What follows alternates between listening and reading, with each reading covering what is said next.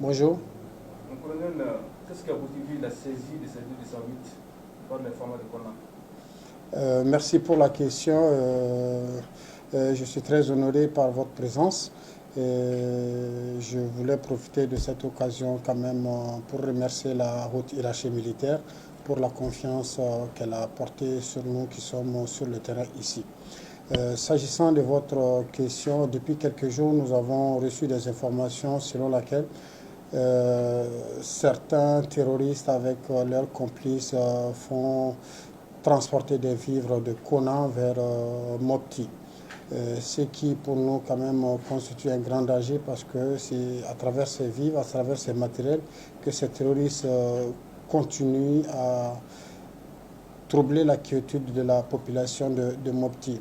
Donc c'est à travers ces informations que les patrouilles ont été organisées tout azimut sous les auspices du PCAT, également aussi du secteur numéro 4.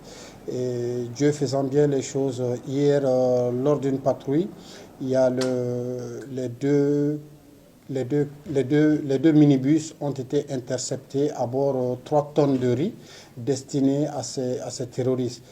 Lors de l'interpellation, les chauffeurs au début avaient nié les faits avant de se rendre à l'évidence comme quoi que c'était destiné effectivement à ces djihadistes. Donc depuis, nous avons dépêché notre mission pour les acheminer au niveau de la portion centrale afin que procédure soit faite pour que la justice malienne puisse se saisir du dossier. Donc, colonel, quel appel avez-vous à lancer à l'ensemble des populations en général et en particulier à celle de la région de Sibali, de Mopti?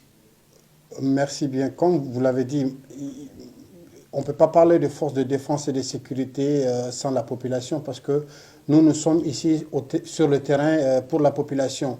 S'il n'y a pas de population, il n'y a pas de force. S'il n'y a pas de force, il n'y a pas de pays. Et je pense que nous constituons vraiment un tout.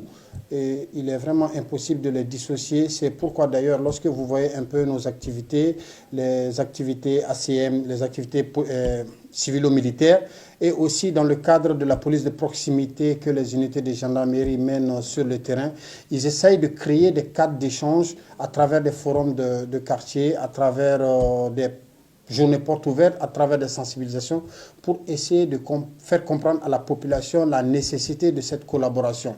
Et déjà ces informations quand même dont le fruit nous réunit ce matin, nous montre à plus d'un titre que la population collabore vraiment. Et je pense que si la population continue toujours à collaborer ensemble, nous allons quand même relever le défi qui est de sécuriser de façon générale le Mali et particulièrement la région de Mopti.